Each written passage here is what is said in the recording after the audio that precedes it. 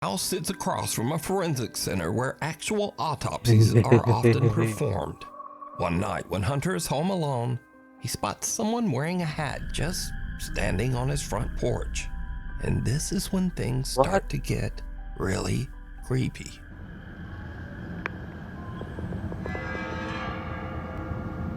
Am I tripping or does this not look like a guy with a hat on outside my door when literally no one is there? Like I even shown no one outside.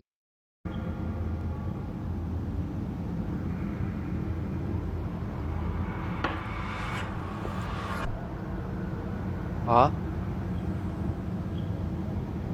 Tao lang yan sa labas? Siguro random person. In the actual hell?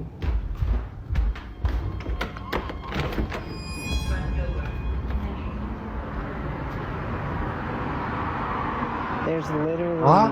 Ano nangyari yun? Now, Hunter says that he opened the door because, unfortunately, having strangers standing on his doorstep is a common problem. But it's usually easily Wala, may teorya ako dyan. Siguro yung ilaw galing sa malayo. Tapos nasasagap niya yung yung shadow ng lalaki. Tapos nagre-reflect siya dyan sa may pintuan. Ganun lang yun. solved. We live in downtown Memphis, which means we're used to having a homeless population. Usually when it rains, we will have homeless people walk up on the porch, and it is sad, but we do have to ask them to leave because we're on a private property. Every time I have had to ask a homeless person to get off the porch, they've always been kind, sweet, or just listened. They're just like you and me. They're just in much rougher circumstances. I was perplexed in the video because I thought, I didn't pay attention to the light passing through the shadow. I was like, it's not raining. Why is someone on my front porch? I get that to a lot of you in your everyday lives, that's not a good call. And probably moving forward, I won't do that. But I've been in that situation multiple times and I just didn't think anything about it. Now, Hunter has even tried to debunk his own video to figure out exactly what he could have saw at his door that night, but it still just doesn't make sense. The front of our house where somebody would be. For them to run, where would they have to hide? It goes straight out, guts out. This way, another commercial building, it juts out. They would also have to jump down into this drop of a fence and go that way. Hunter says that he has lived in the house for 2 years, but he has never experienced anything like this. So just who or what did he see? May ilaw. Kita mo yung ilaw dito. Pwedeng ilaw lang yan sa kabilang street. Tapos may taong nakatayo dun. So, syempre nagre-reflect yung shadow niya papunta dito sa may pintuan. Ganun lang yun. His door. Next up, a woman is recording a video with her daughter to show off her new blue LED pool lights. But when she reviews her clip, she notices that she accidentally caught something that is downright creepy. Ha? Ano yun? Ha? Some odd translucent figure seems to eerily float around the edge of the pool, passing right through the woman's daughter. So, are these figures just a trick of the light? Or did these people capture real evidence of the supernatural? A little visit. Plastic lang yun eh. Ayun o. Around the edge of the... Ayun o. Some odd translucent figure seems to eerily float around the edge. Ayun o, kita mo? Translucent. Pakikita mo. Plastic lang yun eh. Diba? The pool, passing right... Plastic tapos may... fishing may tali. Through the woman's daughter. So are these figures just a trick of the light? Or did these people capture real evidence of the supernatural? A little visit. Nuke's Top 5 viewer Jose Gonzalez sent me this strange footage that was captured just outside an apartment complex in Southern California. Jose says that the footage was caught by a family friend on a door cam just outside her apartment. It shows something that is truly bizarre. Yun ba yun? Nasa ilalim ng hagdan. Some little figure that seems to be walking on two legs moves under the stairs. What? Then, as a woman passes by, it seems to press Eh, itself up against the ano wall to yun? avoid her attention. Then, the little figure quickly crawls between the steps. Alam ko na kung ano yan. Raccoon. Raccoon lang yan. Kasi may mga raccoon na ano eh, tumatayo. Ayun lang yun. And disappears out of sight. Weirdly, whatever this is, Or kung di raccoon, edited yan. Inedit lang yan. In-overlay. Tas nilagay lang yung maliit na shadow na yan. almost looks like it's dressed in a tiny little robe. Now, Jose believes that the security cam caught a duende, a mischievous creature from Spanish and Duende. Latin American folklore that is said to be similar to a gnome or leprechaun. But let me know what you think this is. Ayun o, kita mo yung galaw. Posibleng A raccoon lang yan eh. gnome or leprechaun. But Ay let me makikita know. mo, paglakad ng babae, makikita mo itong raccoon parang nagmadali. Parang naglakad siya onte para di siya What makita. you think this similar to a Oo, makikita mo gnome eh. or leprechaun. But let Pagkalakad niya, me know what you think makikita mo, parang nagmadali siya papunta dun. Parang raccoon lang. this is. Through Yan the nagtago. eyes of a child. Tapos yung kaya parang nawala siya. Let me know what you think this is. So, explanation dyan, ba't parang nawala. Ano lang yun eh, CCTV kasi. Glitch. Through the eyes of a child. Glitch ng camera A yun. young woman named Kyla says that Diba? she once saw a ghost when Ganun she lang was yun. only 3 years old. Her aunt is Ito filming naman, her tignan at the natin to. table when suddenly this happens. Look, the apple. Full Don't come in footage of here. me seeing. Okay, stay in there. Stay in there in the library. Don't come in here. Okay? I won't let you anymore. I'm just gonna get. Who you talking to? I don't like that. Who you talking to? I don't want to no. What? Huh? I don't like that one. Well, who? You don't like who? Ito, mahirap na to i-explain kasi bata eh. What, baby? Like what? Okay, guys. It's now 15 years later and Kyla is 18. She says she has very little memory of this specific incident. So basically, me and my aunt, I was at my aunt's house. My grandma lived down the street, and I guess my mom was at work. We were just eating potato soup, and I guess I saw something or someone on the stairs, and I was like, "Don't you come in here!" And they just kept getting closer to me, and you could see that I'm looking that way, and I'm just like, because it's coming at me, and I'm like, "Get away!" Who you talking to? I don't like that. Now we go to which Alam ko na yan. May kausap talaga siyang totoong tao. Tapos, tinatakot lang siguro yung bata.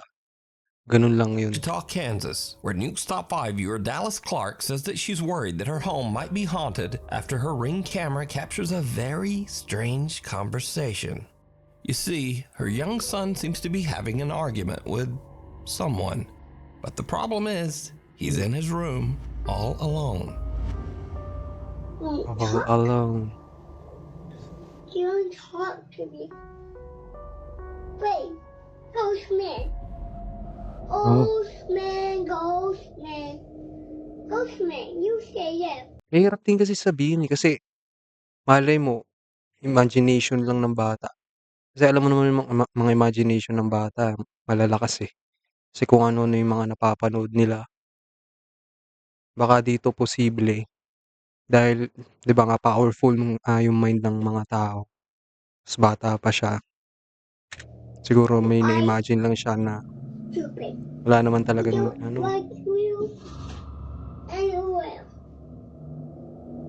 Yeah. You want to talk to me, Ghost? Uh-huh. You want to talk? Bata pa lang, lakas na magmura. Ghost? You want to talk to me? Yung creepy. Pero ang creepy din eh. Notice palaban. Quiet. Now. Matakot ka.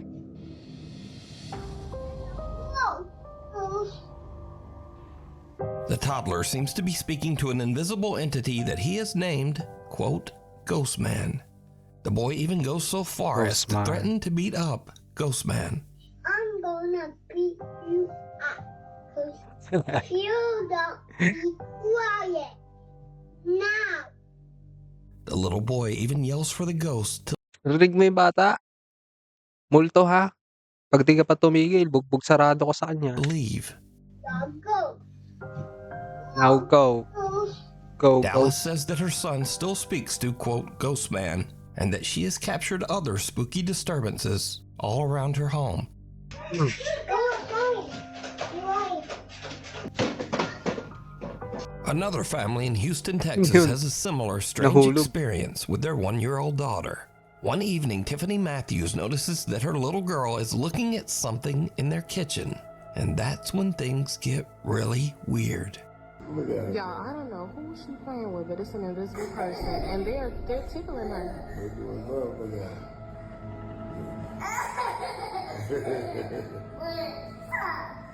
Stop.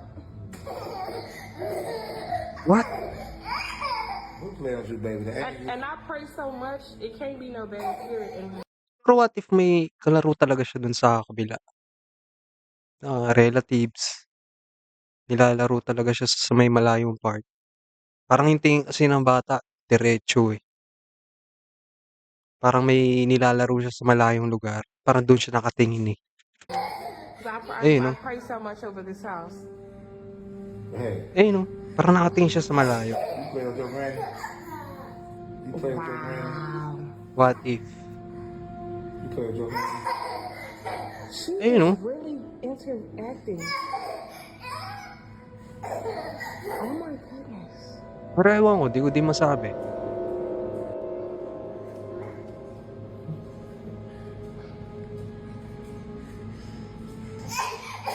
Oh my goodness. Little 1-year-old Trinity can be seen What? happily reacting to something her family just can't see.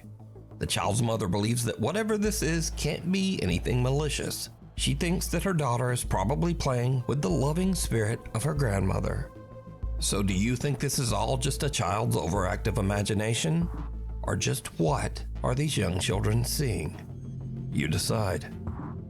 If you see something that you think would be perfect for the top 5, email me at NukesTop5s@gmail.com. You can also tag me on TikTok at NukesTop5official, and be sure to tag me only at NukesTop5official because there are a lot of fake accounts on there. Ghost hunts gone wrong. In this next video, a ghost hunter named Alex is exploring a haunted house where he hears a rumbling noise coming from a nearby wardrobe.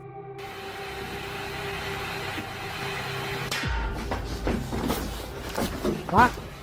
Ha? Ano nangyari?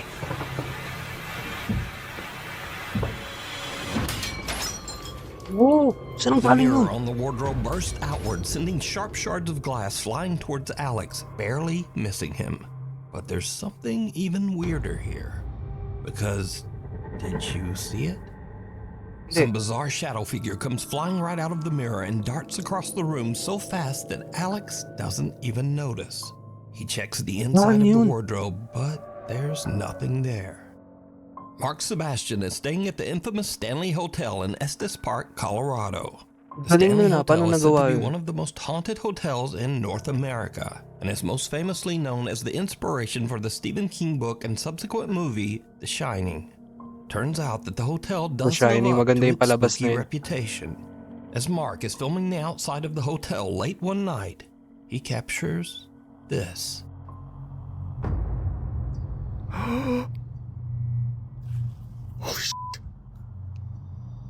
Ano yun? I'm not kidding. I just saw someone Ano move yun? in that Ano yung window. nakita niya? Look in this window right here. A dark figure seems Huh? to peek out of one of the hotel's upper windows. But what's especially creepy is that this room is closed and locked off, inaccessible to the public. This is the room where I saw something.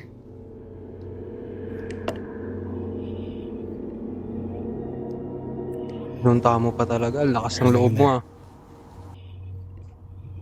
Biglang may sumilip. Even the hotel staff can't explain Mark's strange ghostly capture, as no member of the staff Kasi puwedeng may tao din kasi sa loob, eh.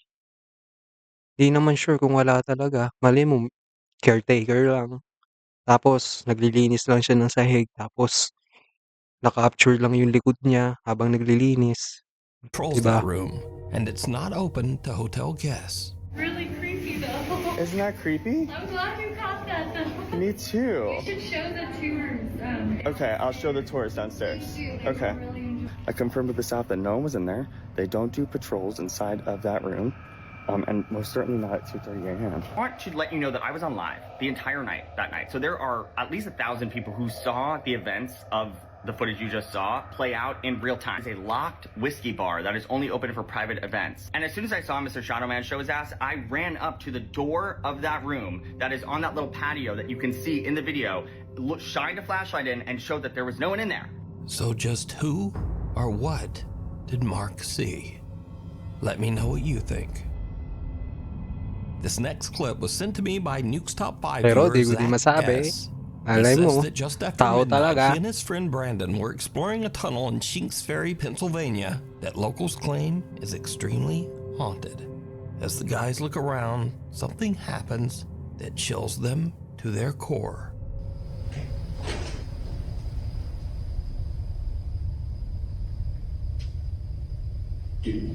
Seriously, what is that? I hear it sounds like boots, like wet boots walking over here. Well, I heard that too, but did you hear the like low like? Yeah. It's like Huh? a male. Yeah, that's what I was describing as a growl. It's like a male grunting. Saying what the Hala, kung ano.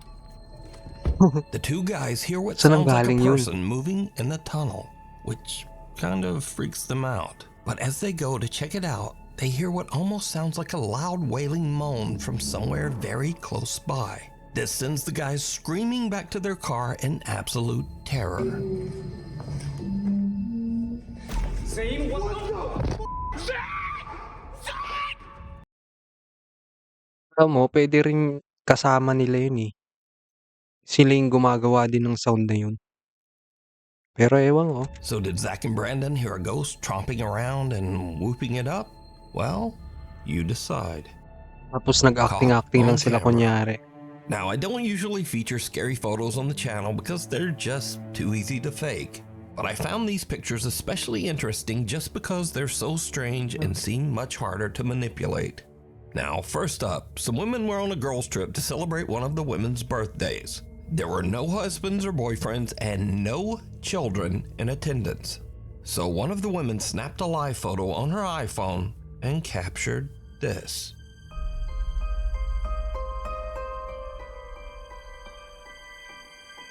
Oo nga, yung bata. Uy, kakatakot.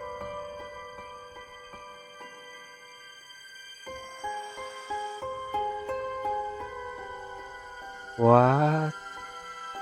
Did you see it? On the right side of the picture, a small boy who seems to be absolutely colorless appears over the women's shoulders.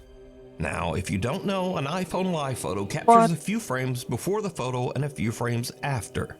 And if you look closely, this little pale gray boy actually seems to be moving. Nakakatakot. The women say that they have no idea who this boy could be, as there were absolutely no children around anywhere. Next up, a young woman named Tegan is taking a picture with her Creepy. boyfriend. But later when she prints the photo out, she notices something very odd in the background. Ano yun? Ano yun? Ano yun? Ano yun? Ha? A very tall, thin man with indistinct features and hollow eyes can be seen watching them. Alam ko ano yan. Picture lang yan. Picture yan o na nakadikit sa may bintana. Picture ng sinong man to. The couple claims that the strange man with seemingly extra long limbs was not there when they took the picture. Extra long limbs. Hindi, parang nakaupo lang siya dito sa may ano. Para siyang medyo nakaupo. Yung nakaganon lang. Parang medyo nakasandal, nakasandal yung legs niya dun dito sa may parang upuan na 'to. Picture 'to, eh.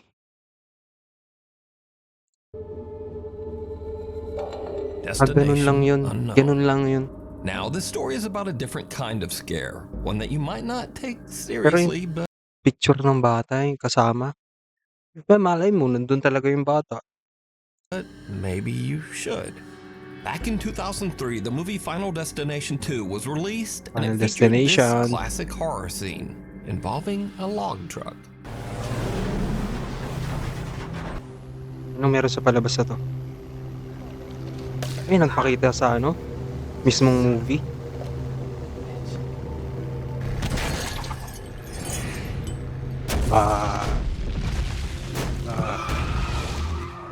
Now, this movie scene became so Patay. iconic that when the new Final Destination movie was released earlier this year, the movie studio actually put ads on log trucks.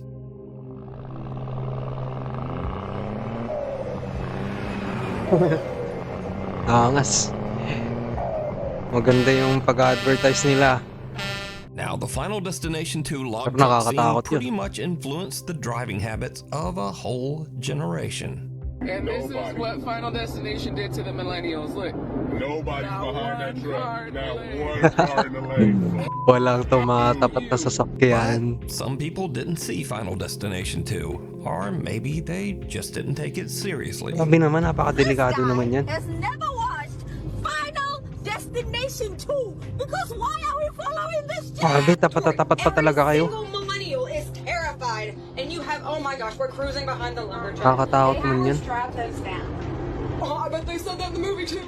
But here's Maski hindi mo napanood yung Final Destination, syempre, mapapaisip ka pa rin, di ba? Tatapot ka ba dun? Parang maiisip mo din na baka mahulog yung log, ta's dumiretso sa'yo. Common sense lang yan, eh. Kaya tawag dun, common sense lang. Common sense lang yan. what makes the Final Destination log truck scene especially creepy, because sometimes it actually happens. Arriving behind the Final Destination truck, keeping our distance. For some reason, they're gonna lose it. Swear to God, they're gonna lose the log. Medyo safe pa to, eh, kasi may eh. Yun na, may nahulog na. Oh my God, I have the camera out. Nahulog na. And if you're saying, yeah, well, that's not like the movie, the log just fell off the side, even though the driver weirdly just kept going.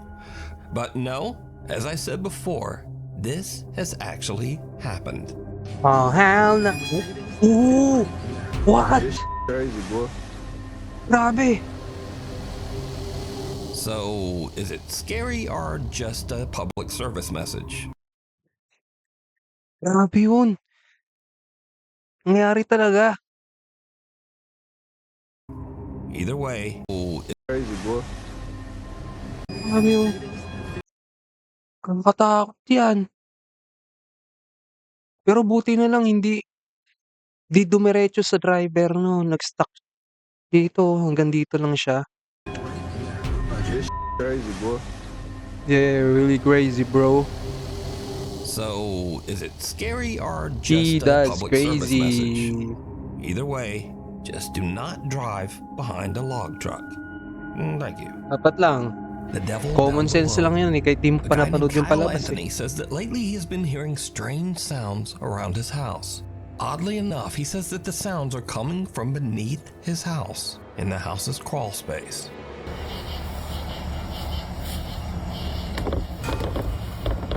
Yan. He sets up a camera down there to see what's going on. What he captures makes his blood run cold. I just saw the scariest thing I've ever seen in my life. Watch this.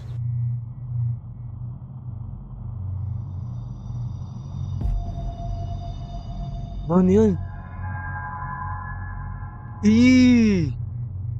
Ano yun? Kyle's camera captures what looks like a person or something hiding in the tiny crawl space underneath his house. Nakikita mo yung leg action? Yung leg, yung paggalaw ng leg niya, gumaganon ganon. Thinking it might be some strange person actually living underneath his home, he goes into his house's crawl space to check it out. I can't sleep. Sabi, tapang mo naman. Titignan mo talaga. Madaling araw pa, ng gabi There's a security camera. I don't know what I saw. I'm not seeing anything. I don't know what this tarp is. Whether or not there's anything underneath it. I don't see anything. I don't see any signs of life. I don't see any signs of afterlife. I'm gonna get the heck out of here. Kyle investigates and even crawls his way into the space underneath his house. But there's just no one there. So what do you think this is? Let me know. Sensing something bad. Ano yun? A guy named Nick takes care of his elderly grandmother who has dementia. One night while his grandmother is having an episode, weird things start to happen around their house. She has dementia and this scared me so bad.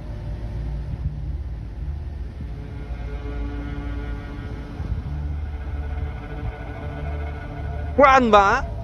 Ginagawa mo, Grandma? Nakatayo lang siya dun eh. Nakatayo lang siya eh. Oh. Maski yung aso natatakot sa kanya eh.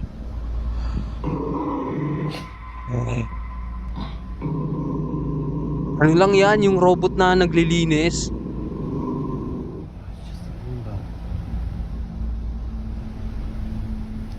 Hindi kayo yung tinatahulan talaga, yung inaano ng aso, parang tinatahulan niya itong bagay na to. Kasi may mga video ako napapanood parang tinatahulan nila to maski mga pusa. I mean, maski mga pusa natatakot sa gadget na to Gadget to Pero yung yung si Lola, siguro nakatayo lang siya, tapos yung tinatahulan talaga ng aso, hindi si Lola. Posible.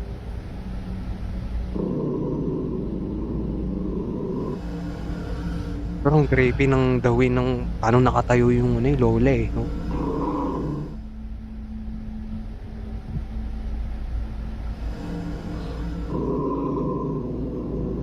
Grandma? Grandma?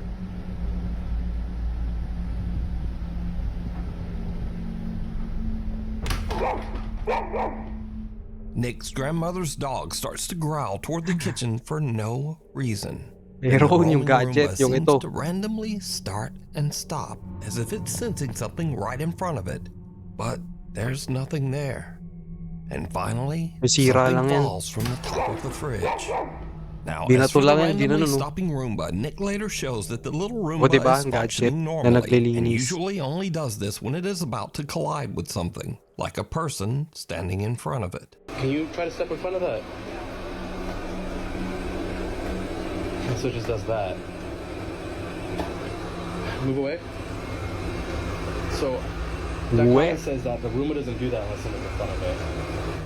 And so in the video, we also see something fall. Well, Nick also explains this, and it's a little creepy. Kasi hindi gumagalaw yung Lola Sabi, "Hoy, grandma, ginagawa mo? Kanina ka pa dyan nakatayo."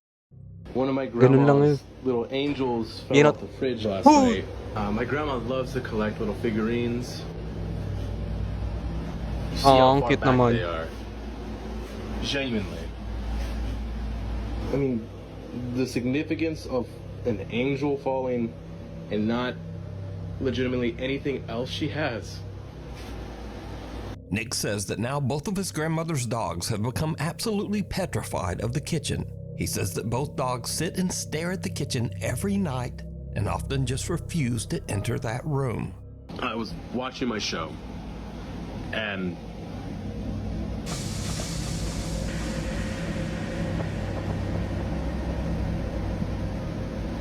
ano yun? There's nothing there. Yung gadget nga yun. But then things get even creepier. Because one night, the Roomba Bakit? at Nick's grandmother's house again just starts to act very strange. For no, it scared me. Yung nasa rep. Whoa. I thought I saw my grandma standing there. Nasaan? Parang wala naman.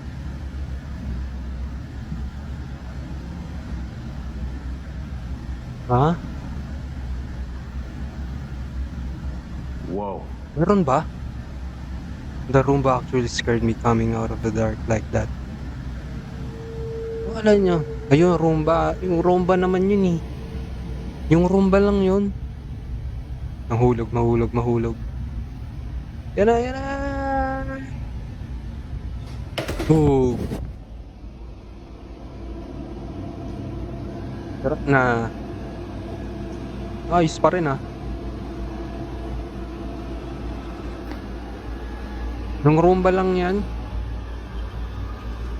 Nagmamalfunction. Hindi talaga ice yung naririnig mo. Yung Roomba lang yun. Umuuntog sa may something lang yan.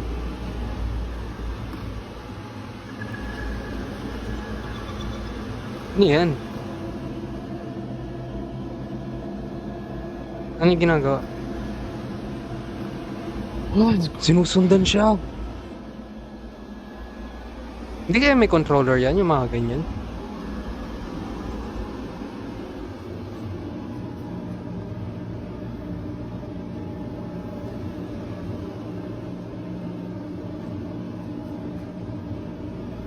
Baka may controller yan. Or may sensor. Kapag may heat sensor, parang gano'n. Ewan ko. Hindi ko alam kung paano nag-work yung Roomba na yan.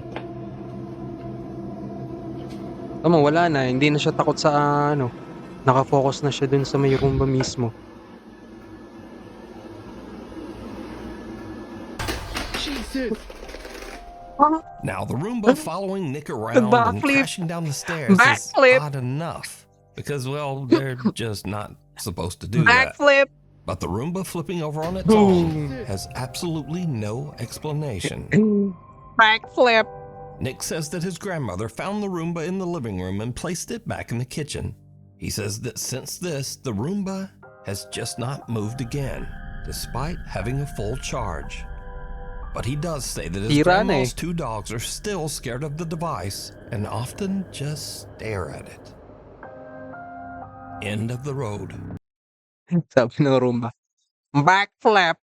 Sam Rossi is an independent truck driver in Southeast Asia. He regularly posts his experiences and adventures as he drives his truck across the countryside of Indonesia. Late one night, Sam is driving his truck along a long, lonely stretch of road that locals claim is haunted by a dark spirit.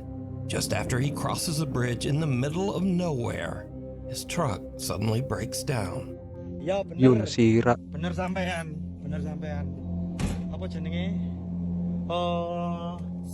Tibae ya, tibae. Angas ng setup niya sa sakyan niyo. Wis tak servis ya, Lur ya. Hawane. Sam can't understand what's wrong because he says that he's just recently had the truck checked and serviced. What? And this is when things take a terrifying turn. Abi siya lang mag-isa oh. Kinakaya niya yan. Mambune. Moro-moro mambune gak enak, Lur. Smells weird here. Jasmine mix. Sapa iku? Mabango. Something na mabango. May bulaklak. Si ambu amis, Lur yo. May fishy daw. Sapa?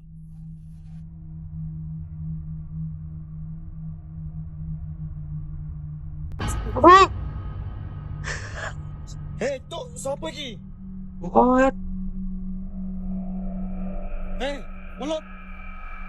Wala, ano yun? Muncul lah. Nako.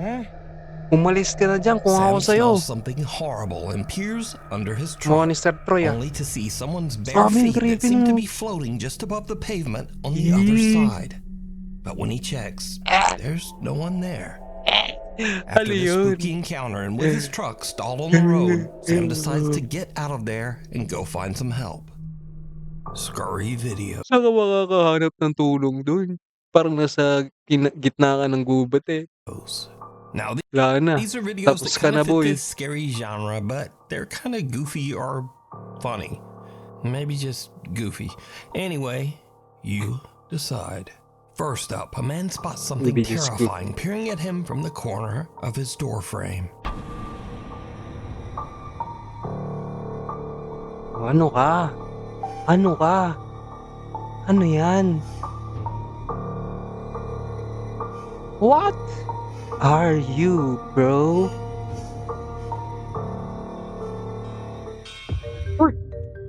And then it was just his cat.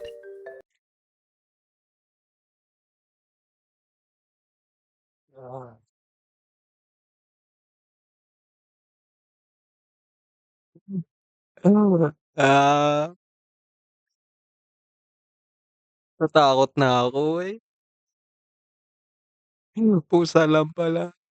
But how did it get up Ang there? cute. Was it something supernatural? Nah, it wasn't. It wasn't anything supernatural. Next, we move on to something Medyo really patawarin to si scary Nukes eh, that no? actually makes its way inside the door. The result Nipis. is truly disturbing.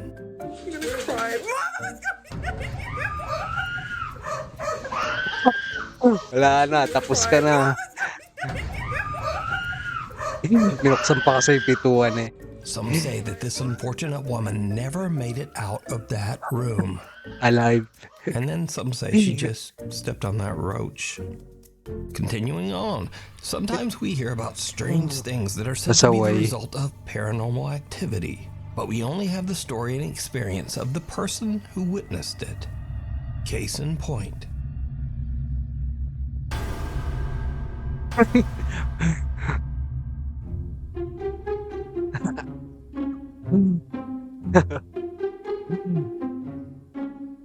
Wala na, disturb ka na, boy. Sabi, mapapalaisipan no, ano yun? May gumalaw, may poltergeist. Sabihin niya, may poltergeist. Kuwento niya sa mga barkada niya. Guys, dun sa may binabantayang tindahan, gumalaw bigla yung ano, pero di niya alam, pusa lang pala. Kulit eh. Kulit ng pusa.